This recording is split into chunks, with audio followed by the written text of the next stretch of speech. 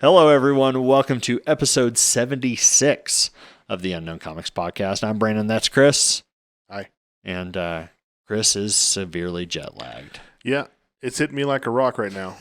So Brandon's in here. We're sitting here talking about games, and I'm like, I'm not trying to say you're boring, but I'm about to go sleep. So, and it's not that he's boring. I'm just that tired right now. Yeah.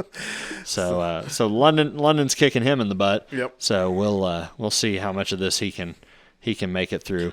Anyway, we're happy you're joining us. If you are watching us live, thank you for watching us live. If you'd like to watch us live, we do this most Thursdays at 7 p.m. Central on Facebook, YouTube, and Twitch.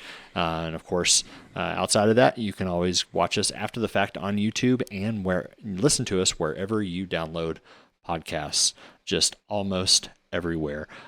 So we've got a good show tonight. We'll talk about this weekend. And I'm assuming you can talk about Star Wars Celebration a little bit. Quit hitting the mic. Yeah, I can talk. And then Darren wouldn't be one to talk anyway. He didn't care. he just sat in the booth the whole time on his phone. Pretty much. Yeah, figured as much. And complained about English food. We didn't really complain about it that much. It really wasn't bad. It was the fact that they don't work for tips over there. So service happens when it happens, and you just got to deal with it. Yeah. So it's a different culture. Yep. What's happening at Unknown Comics? So here's what's happening. We're selling stuff. You didn't prepare for this at all. No, we got some new stuff coming out this next week. Tomorrow we're launching X-Men 22 from Miguel Micardo. It's a beautiful Magic cover. It looks really, really cool. She's surfing the Soul Story. Yeah. It's one of the most unique ones he's done for this set of Vogue covers, as we've been calling them. I'm kind of interested to see how he's going to patch it in when it all comes together, because we are going to do a full picture of all of them put together at the end, kind of like the Alex Ross Timeless variants. Yeah. So it's a really nice cover that looks great. Next week we have Scarlet Witch Annual from Rico coming out. We've got X-23 Genesis from Leslie Lyrics. That's our second exclusive from her. Mm-hmm. So excited to see that coming. And then I think we've got one more. Brain says, remember, but it's not. Let me see. I'll pull it up right quick. That's not the right one. This is good audio. So Leslie Lyrics is a new name. Ultimate Invasion. Oh, that's number right. one. Yes. From this is a new artist. His name is David. Hold on. I kind of Parator.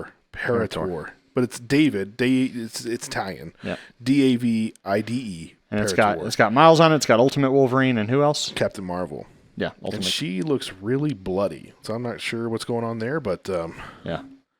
Yeah, it's a new artist. And then Leslie Lyrics is from the Art Germ family. Okay. So she's been doing Dynamite covers for some time now. She's been doing some DC stuff, and then she just got into Marvel recently. So we're excited to get to have her on some projects. Yep. Another person from the Art Germ family coming in the future for us is Ejikure or Week Hyatt. He's done some DC stuff for us, so I'm excited that he's going to do some Marvel stuff for us now too. Nice. Fantastic. Of course, you'll be able to see a preview of all of these covers that we're going to be releasing in the next week on the This Week at Unknown video, which I will get made tomorrow. Another thing that London screwed up is I wasn't able to get art on time last week to make a This Week at Unknown video. So I'll make a supersized one this coming week to catch up on all the covers that we released over the past 2 weeks and that we're going to be releasing this next week. So be watching YouTube for This Week at Unknown. Cool. We'll go ahead and move on because we've got some stuff to talk about. All right, Chris, what the heck have you been doing the past 2 weeks? You haven't been here. I've been into conventions. So Chicago Comic-Con, C2E2. It was a great show. It was still usually this show's the last few years before COVID. It was end of February, beginning of March. Yeah. Now they've got it April. Next year it's going to be end of April. They're really trying to get it into a warmer time of the year, but not like. Oh, so I thought it was going back to February for something. Yeah. Okay. MegaCon is going the opposite direction. MegaCon's trying to get out of May and into a colder month. Because Florida. Yeah, because it's Florida. So they're swapping. And what happened this year is they just happened to decide to meet right in the middle. So I was in Chicago. How do they not realize what's happening? Yeah, I don't know. They don't talk to each other. So both shows happened at the same time. Both were still great. I will say the city felt more busy than any other show that I've been to in Chicago. Everything felt busier. Now, there were almost no dealers there, so that was really weird. Almost everybody that was coming to buy from us were PC buyers, or they just wanted it or whatever. So that was really cool to see that we did so well without having the big wholesalers. Yeah. The stores coming up. There was no Whatnot was not there. None of the Whatnot dealers were there. The publishers weren't there, were they? The publishers weren't there. CGC was there, and another company that they work with called The Vault was there. Yeah. And outside of that, I mean, you really didn't have any big companies there at all. Yeah. It was, the area that we're in at Chicago is like the premier area up front. And usually it's just the really big companies up there. Yeah. But they had like, the guy from his garage and his crap like right up there with us too. Yeah. Which was kind of weird, but I mean, at the same time, the floor was filled and, there was plenty of people in there. Yeah. Because those people weren't going to go to Orlando. Yeah. And there was, the artist alley was still completely full. You didn't have a lot of really big name talent who was there that was top names, Mike Mayhew was there, and I'm trying to think some other people who were there. Scotty Young, that was a big one that was there. I'm sure he did absolutely amazing at Chicago. Yeah. I mean, there just wasn't a whole lot of like bigger talent that everybody knows, like the household names. But it was a good show overall. MegaCon, Darren, next time he's on, I'll let him speak to that. But Orlando was extremely busy. Yeah. They did really well. All the artists seemed to have a good time. So let me ask you this: Why do you think Orlando won in the chicken fight between the two? Why? I think weather. Okay. When you ask somebody, hey, do you want to go to Chicago or Orlando for a week in April? End of March, beginning of April, they're going to say, yeah, Orlando, because it was still cold in Chicago. I mean, I was in Kansas City just a couple weeks before that, and it snowed in Kansas City almost the whole time I was there, but it still felt colder in Chicago. Yeah. Almost the entire time. So a little bit drier climate, but not. Well, no, it's kind of great. It did great rain. lake. It rained and snowed up there too a little bit, but it just felt colder the entire time. Now, we were able to get around on Thursday and kind of, a couple of the guys, they'd never been up there, so we went and walked to the Bean and, we went and saw the lake and all that kind of stuff. We got about 20,000 steps in that day, huffing and puffing. Yeah. But after that, though, the rest of the weekend, it was pretty chilly. Then we went through the whole show Sunday night, washed clothes, Monday morning, got on a plane, went to London. So you didn't come back to Amarillo? Nope. Oh. I flew straight from Chicago to London. Got to London, and it was basically Tuesday at that point. My trip was weird. I had to fly to Istanbul and then fly to London. So it's like an extra 4 hours out of I'm like watching the map. Oh, we're over London. Okay, we're not over London. Okay, we're in Istanbul. Was it planned or was it a redirection? It was because of the airline I chose. I guess they go to Turkey no matter what because it was Turkish Airlines. It was like $600 cheaper than any other flight. You're just paying in time. Yeah, basically. And so that was kind of weird going to Istanbul to come back to London. But, it is what it is. And I got there. Tuesday was just sleep. Lots and lots of sleep. Yeah. And then Wednesday we went out and looked at a couple of the cool touristy things. We rode trains, lots of trains. The tubes, and the outsides. I mean, they call them you go to the underground, or some of them are above. And we did. We rode the train down to where the touristy stuff was, and we get off the train and there's a clock, and I'm like. Darren's like, I think that's Big Ben. I was like, no, I think it's bigger than that. That's probably just some other clock. We're not quite there yet. We got to walk a little bit. No, it ain't that big. And then I'm like, I start looking around and I'm like, no, that's Big Ben. Yeah, it's like, it ain't that big. It's not that big. Yeah, no, it's but not. It was still really cool to see. But literally walked out of the train station, looked up, and it was like right there. Did you get Darren to ride the eye? No. Yeah, that would have been interesting. We didn't actually go on on that side of the river. We did at one point, but not that time. Yeah, so we saw Big Ben, Parliament, all that kind of jazz, and then we walked towards the palace. A lot of stuff. I don't know what. Something was about to happen. They were preparing for something there in London around the palace. Coronation's not till the next summer, I believe. Yeah, because I was thinking, I was like, I know they're wanting to do it faster because of the guy's age, but yeah, I didn't think it was happening like right then. Or it may be this summer actually. So it may be preparations because it may be this June. Yeah, it could be.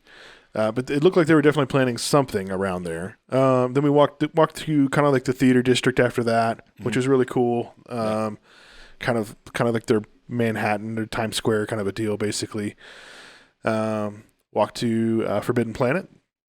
Great store. Yeah. The one they've got. 2 stories. The first floor is like all toys, action figures. You go downstairs, there's the comic books, and then, books everywhere. It's just crazy amount of books. Walked to a Warhammer store in London, which just made sense. Yeah. I'm going to call them Games Workshop stores. They're Warhammer stores there. And it was pretty cool. It's interesting to see, I think for me, how, because it's just a thing that they do there, Warhammer. It's just a part of culture. It's like Lego. Yeah. You know what I mean? It'd be like a GameStop here. Yeah. It's not like the girl that was helping us. She's like, yeah, I've been just, putting models like this together since I was a kid. Like they just came in the subscription mail, and I was like, oh, that's just like a thing for every gender here, right? So that was kind of cool just to see that it didn't kind of matter, and even at Star Wars when we were at the show, I would say it was probably 50-50 girl to guy on who was coming to the booth looking at the comics and was excited about the stuff, which is just completely different than, I'd say it's probably 70-30 at best. Yeah. Guys to girls. So it was pretty cool. That was our sightseeing really mostly. So I remember when I went, of course, this has been many years ago, 99. Summer of 99 is when I went to London. And I did go to Games Workshop. It was a Games Workshop store then. Yeah. On Oxford. I do remember that because I remember asking a cop directions to it, and I couldn't understand a word he said because he had such a thick Cockney accent. Yeah. Thankfully, I was pretty good with most of them. Yeah. Yeah. This particular cop, I had nothing, and I just stared at him glassy-eyed, and I'm pretty sure I walked in the opposite direction of where he told me to go. But anyway, I finally found it, and was Thank very God for Apple Maps and Google Maps today. I was actually very underwhelmed. This was at the one time it was their main London one. Yeah. And it couldn't have been bigger than the old Table's Edge. Yeah, and I will say the store was still small. Yeah. The one in Dallas is still bigger than that Warhammer store that we have here because that's the only Warhammer store we have in the States. Well, we have space. But they have tables down there to play at. Yeah. There was no space to play at this store. Yeah. And I was like, okay, so if we wanted to see somebody playing, where could I go? And he was like, oh, the only place I can think of that really plays in London is like this. It was like a club. And it was like 2 or 3 miles away. Yeah. And I was like, dang, that sucks. And he's like, yeah, there's not a lot of places that people are really playing in London. And I was like, that's kind of crazy, even though everybody plays this.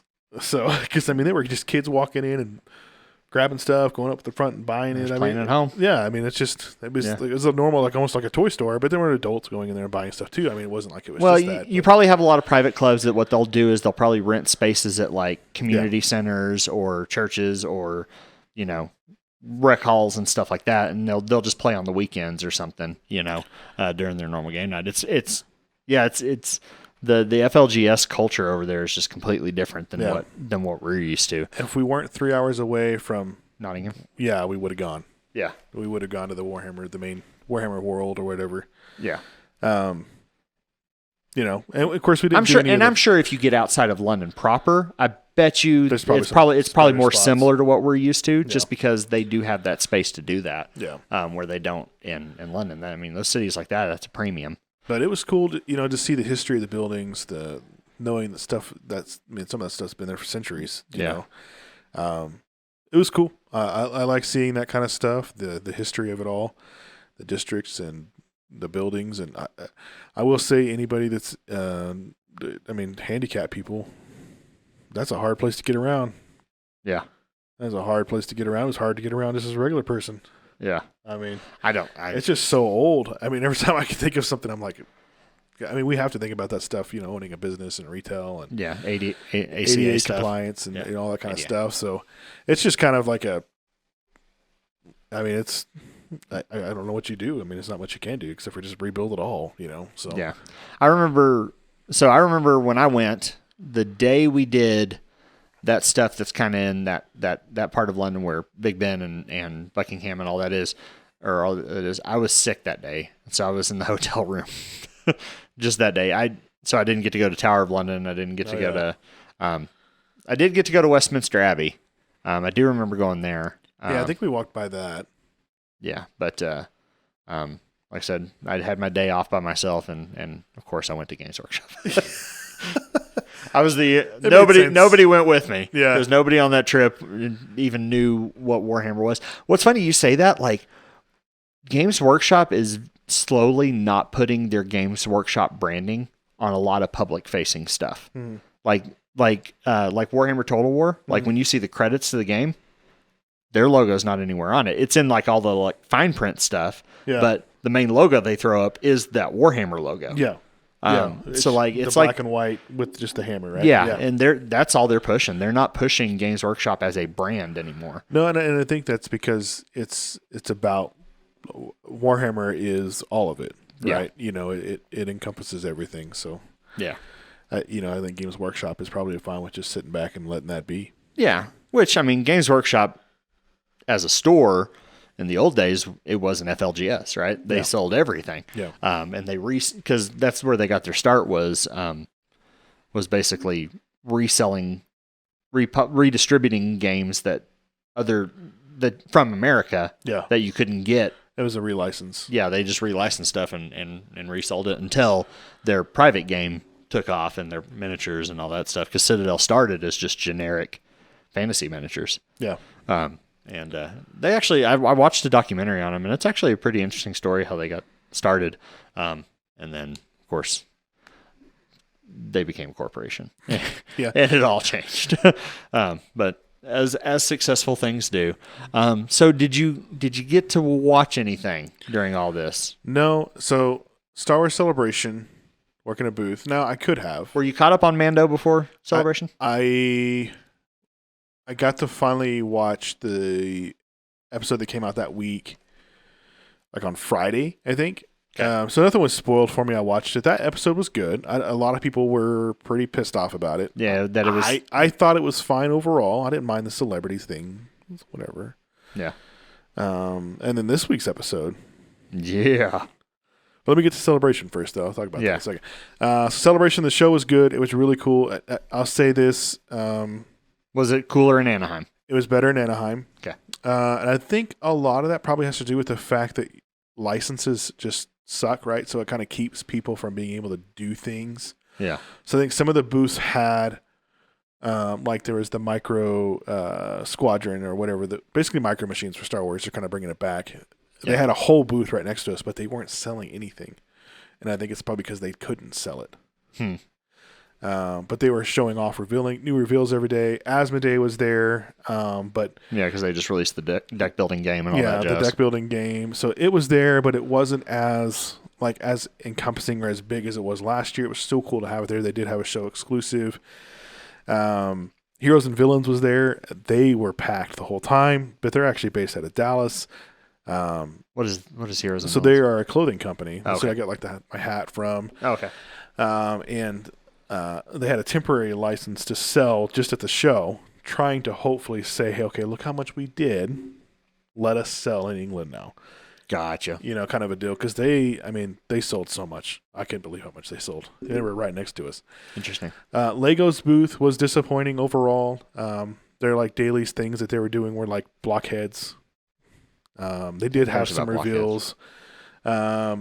But like they didn't have like Lego setups like normal. The only thing they had was a Palpatine. Yeah. That you could take a photo with. Funko was cool. They had a new card game that they were showing off as well this weekend. But again, their show exclusive. The Armorer is cool. I'm not going to say anything's not cool about the Armorer. Emily Swallow, that's great. But that was their show exclusive. Was an Armorer bag. Yeah. I just don't see that like being that big of a deal. They did have some other cool stuff, like there was a Revan bag that got released, but it's going to go up on the website too. It's not like it wasn't an exclusive to the show or anything.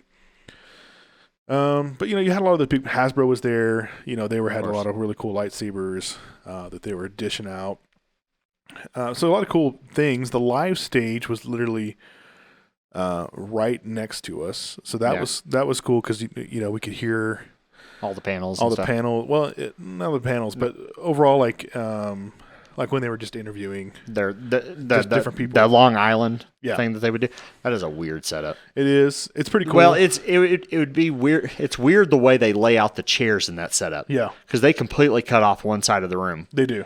Like, why would you build it as an island and then face everybody away from half the side? It was like that last year too, and I think it's just so they can have that runway, But I felt like, in a way, maybe they had the camera angles better last year. I'm not really sure. Yeah. But again, they had it in two separate halls. So they had the live stage in the room that we were in, and then the other side had like the cosplay photo things where you could go in there and like they had all these really cool like scenes set up so you can go in there and kind of feel like you were in the moment and take pictures. One of them was like the wall that Sabine had painted. The last scene of Rebels. Yeah. And it was like 14 foot high. It was freaking huge. And then they had like a cantina area. They had like a little spot where you could like sit on the Emperor's throne. It kind of a little spot where it just kind of made you feel like you were there. The galley of the Millennium Falcon. Yeah. And so cool little photo ops. They had a kid stage where they showed the first couple episodes of the new Yoda cartoon. So real quick, a promo came on for that on Disney Junior. We had Bluey on for the kids or whatever. Yeah. And that comes on, and I just look at Olivia. I'm like, all those kids die. Like, this takes place in the Old Republic. Well, it's the High Republic. Is it the High Republic here? Yeah, it's the High Republic. Well, okay. So they don't order 66. Okay, good. They might. But yeah, it's the High Republic. So some of them might be alive. So they just die of old age, hopefully. Yeah. I mean, we might see them in the Acolyte or something like that. That'd be kind of funny. Yeah. Yeah, they did announce a lot of different shows. The Acolyte they gave more info on, so we did see that Vanessa Rowe from the current High Republic series that they did is going to be in that show. It's kind of like one of the one characters we've kind of gotten out of there. A new Jedi Wookiee is going to be in there, which they already had a Jedi Wookiee in the current High Republic series, but I guess they didn't want to use him. So it's pretty cool. Skeleton Crew, if you were in the panel, I guess you got more info on that, but they're still like as tight-lipped as possible on that. We actually know the timeline now. It's during it's part of the Mandalorian. Yeah, it's the Mandiverse. Fall of the Empire.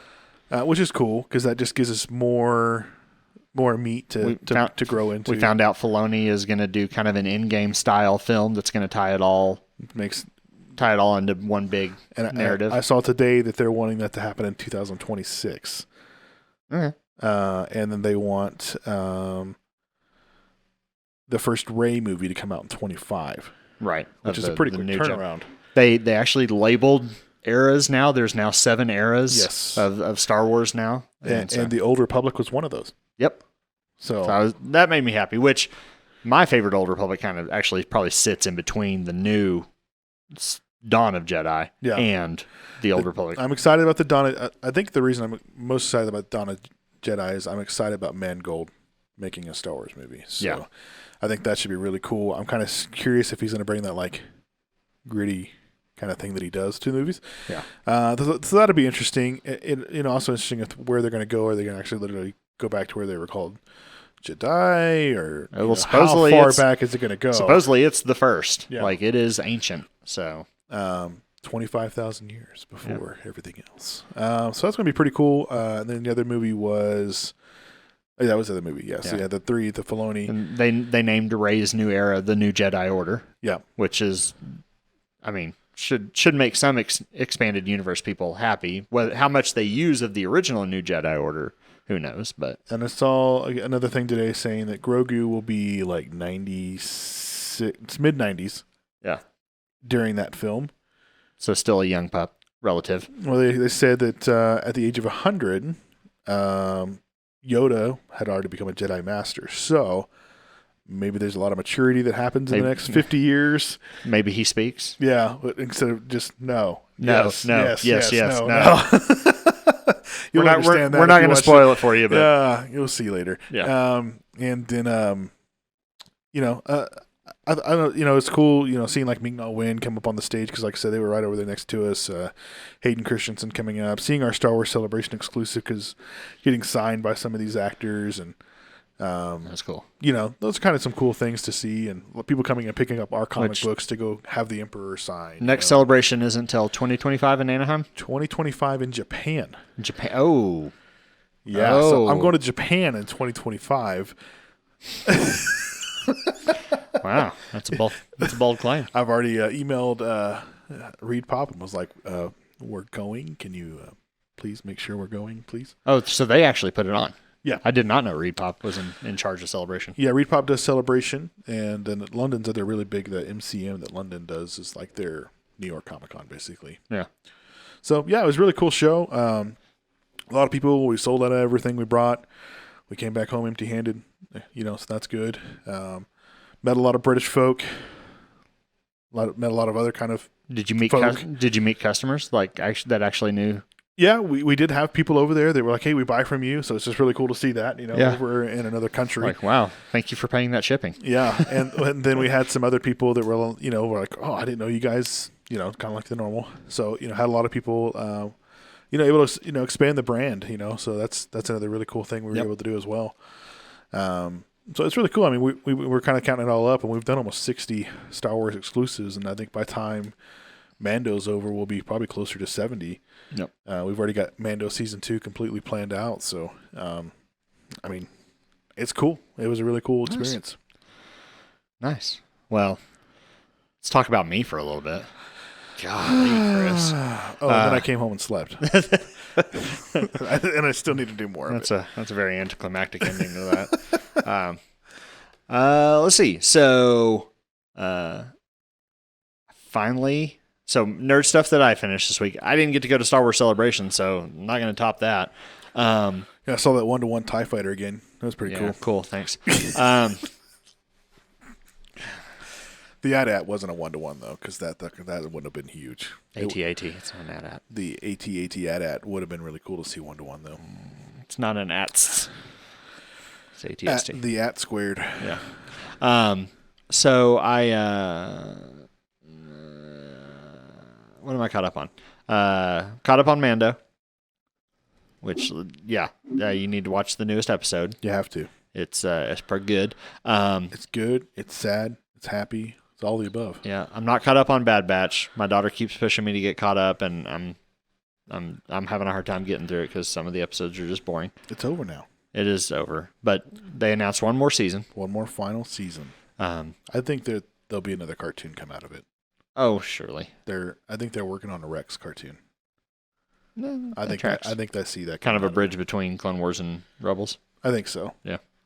They're definitely setting it up. I've caught up on Picard today, and all the feels. I think I am watching season 3. Yeah. But I saw today Will Wheaton came on and was like, "We're not doing our interview until Saturday." Like they moved their extra little talking show. Yeah, the Ready Room. To the weekend to make sure people had more time to watch it. Yeah, there's a big reveal at the end of this episode. So I'm like, dang it, I got to get caught up faster. Yeah, it's going to get, I guarantee you it's going to be spoiled. If I you wish don't watch they it could have pretty just done 3 seasons of this. Yeah, I mean, this season so far has been like, and I think I've watched maybe 3 episodes. It's next generation fan service. For sure. And it's been amazing. So season 3, so have you, what was the last episode you watched? What happened? So Worf is there with her. Yes, on that one planet. And I haven't seen Data. I haven't seen LaForge yet. Okay. I think the next episode is probably when he shows up. Actually, he comes a little bit later than you think. Okay. All right. So I think I'm on 3 or 4. How much did you watch Next Generation? I've seen it all. Okay. I haven't seen all the movies. Okay. But I've seen all the show. Okay. So I think here pretty soon there's a pretty big cameo that's not one of the main crew. That hit me in the feels. And then Oh well, you had the lady. The latest, the last one I watched was the. I don't know if I finished the episode. Roe, Ensign Roe. Roe, yeah. Yeah.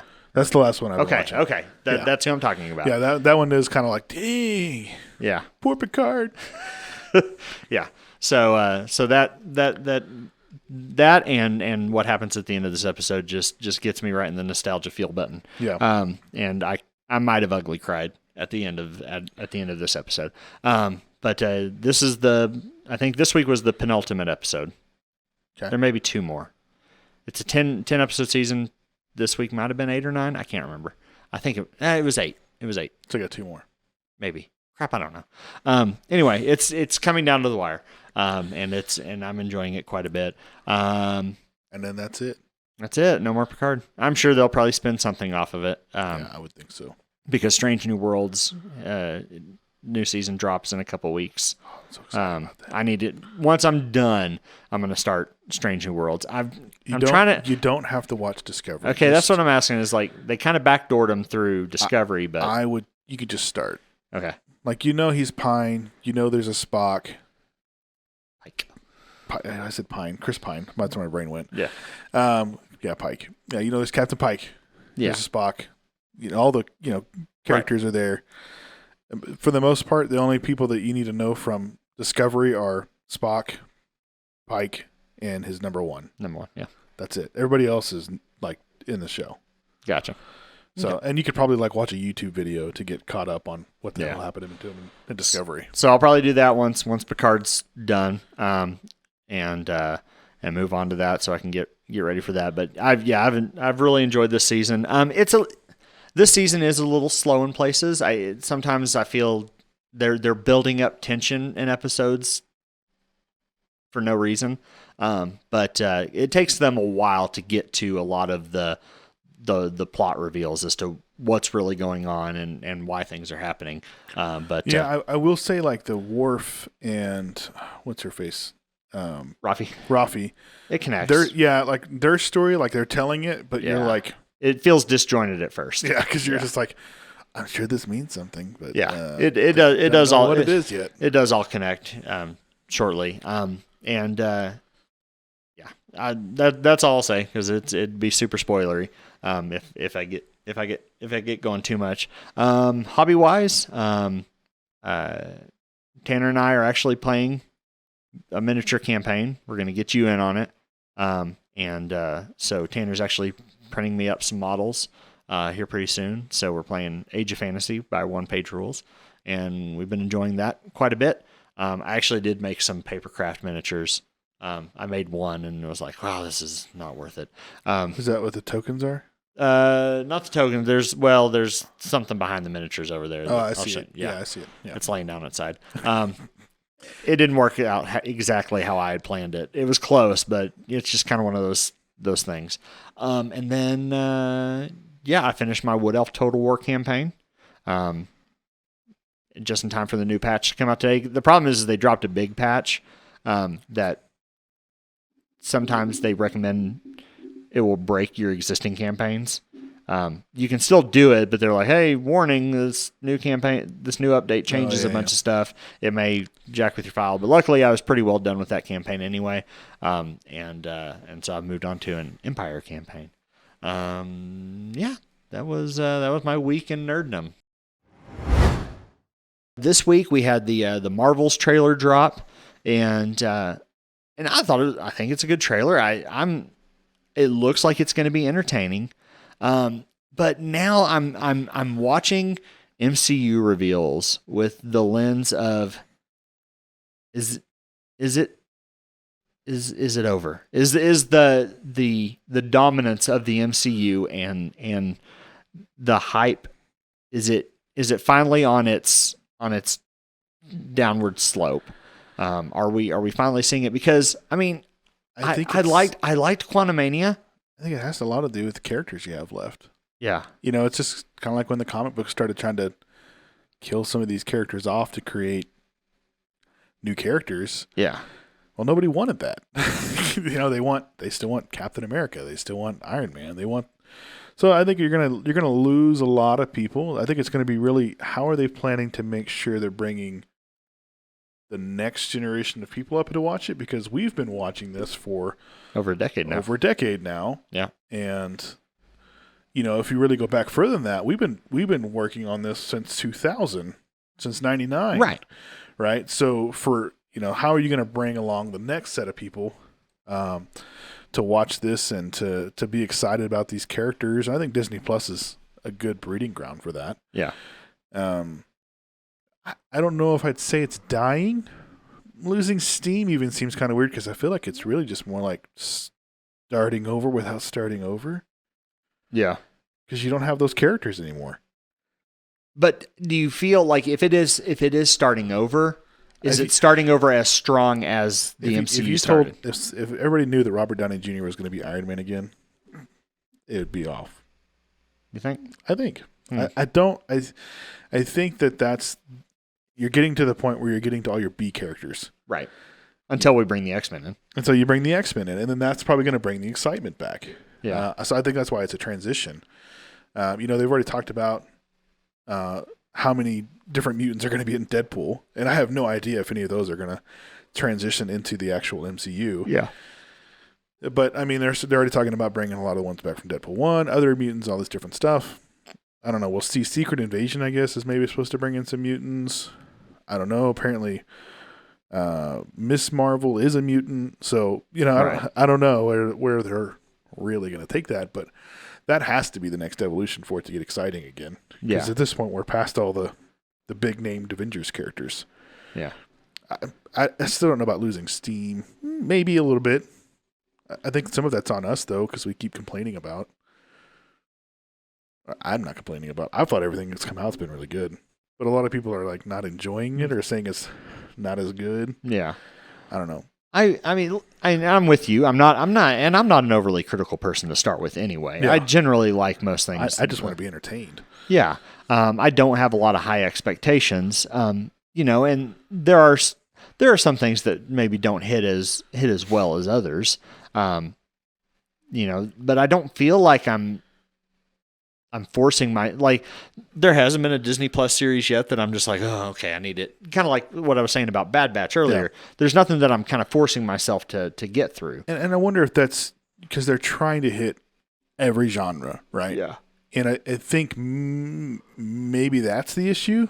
Maybe not try to hit every genre. Maybe, and maybe that's, kind of like Kathleen Kennedy even said about all the Star Wars stuff is that Disney Plus has been a great, sandbox, a great place to test. Like, okay, they do like this, they don't like that, and maybe that's what they're doing with the Disney Plus shows as well. But it doesn't seem like the investment's any smaller because I guarantee you these Disney Plus season runs probably cost as much as a feature film. I'm sure they probably do, but at the same time, maybe the promotional stuff. Maybe there's some other dollar signs. They're saving as opposed to not going to theaters and distributing and stuff. Yeah. Maybe.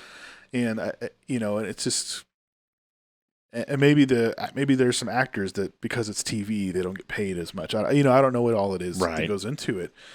But circumvents union type stuff or whatever. Yeah. So there could be a lot of other dollar signs we're not seeing, but I think that maybe that's going to help them kind of going forward. Say, okay, we're going to just kind of more focus on just the action film or just the science fiction part of it, and not worry so much about the teen or whatever it may be. Yeah.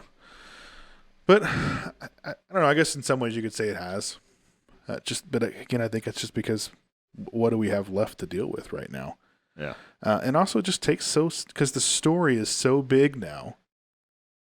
It takes so long to get to the next chapter of something without stepping on something else's toes. Yeah. So we're waiting and waiting and waiting. Yeah. And that sucks. Which, I mean, I wonder if eventually the MCU is going to get to a point where it's a lot like the comic books where you just can't consume everything. Yeah. Because there's so much of it. Just kind of stay in your channel. You can't read every book that comes out every week because there's so many different. So you have to kind of pick.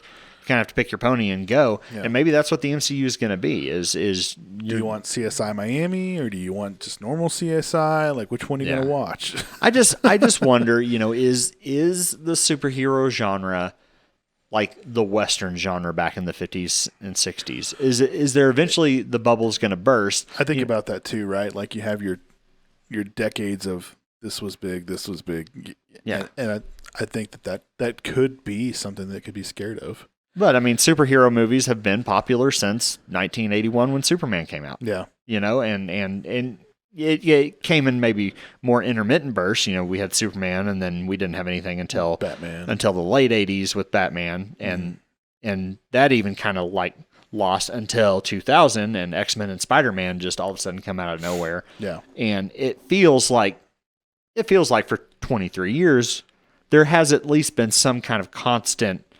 There's been a Marvel movie in production ever since. Yeah. You know. Now I will say, you know, there's so many other movies that are also graphic novel based or comic book based that even if the superhero part of it seems to wane off, you know, we know like Something's Killing Children. That's coming to Netflix now for sure. Yeah. You know, so we're seeing a lot of these other types of comic book things starting to also go on production. Things we've already seen, like 300. You know, I don't know. I mean, Avatar's like the one-off thing, right? Yeah. That's hitting $1 billion outside of Marvel movies. I don't know what that next thing is. Yeah. I don't see, because right now outside of these big movies, nothing's hitting 20 to 30 million. Yeah. At the box office.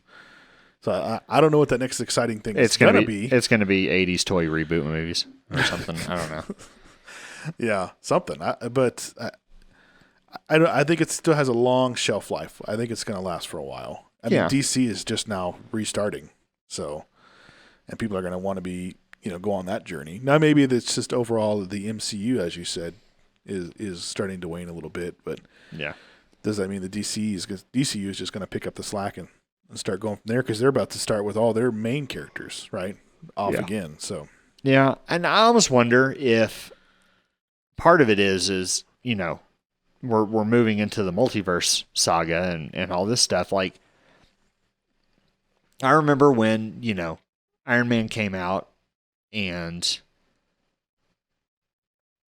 you know, it did lay the seed of the first, you know, connected universe, right? We saw Nick Fury in the post-credit scene at the end of it, and he mentions the Avengers Initiative. So immediately we're like, oh, that's what they're building to, right? Yeah, and then we see the Hulk and it was just these little notes that were like, hey, something bigger's coming.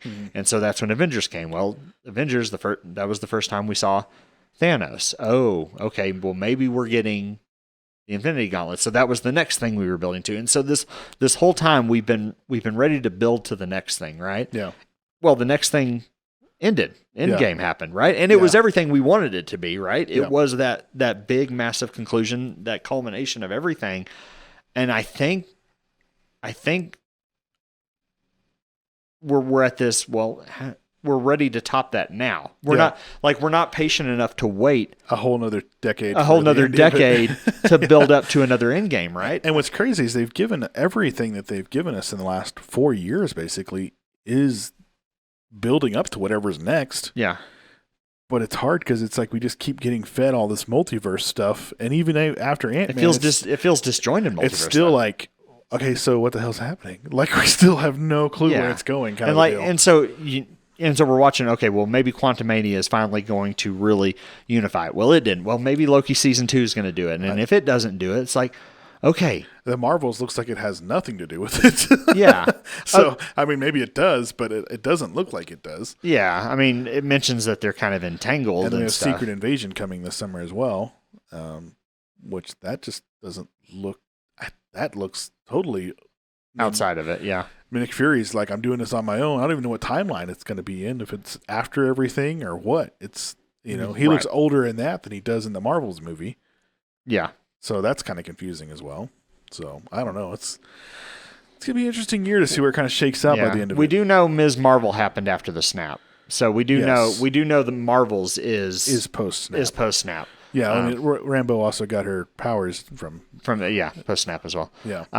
So I don't know. I like maybe once once they figure out how mutants are coming in, we got the Fantastic Four coming. So we do have big A-list characters coming. Yeah. It's just we're kind of, we're wrapping up a lot of the remaining A-listers storylines, you know, because I don't know how many more Ant-Man movies they're going to do, especially after Quantumania kind of pretty much got roasted, which I don't understand. I thought it was fine. I thought it was fine too. I thought it was just it was good. I was entertained the whole time. Yeah. But but based on box office or whatever, it's probably not going to do, they're probably not going to bring them back. And I think the director said it was a trilogy anyway, so I don't really know if they had any plans. A 3-movie run is good. Yeah. I mean, you got to think, we only had 3 Star Wars movies for decades. Yeah.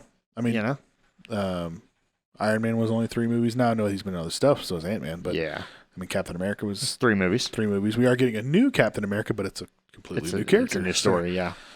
So maybe 3 is that kind of sweet spot. Yeah, number of completion. There you go. So I don't know. It's going to be sad though, and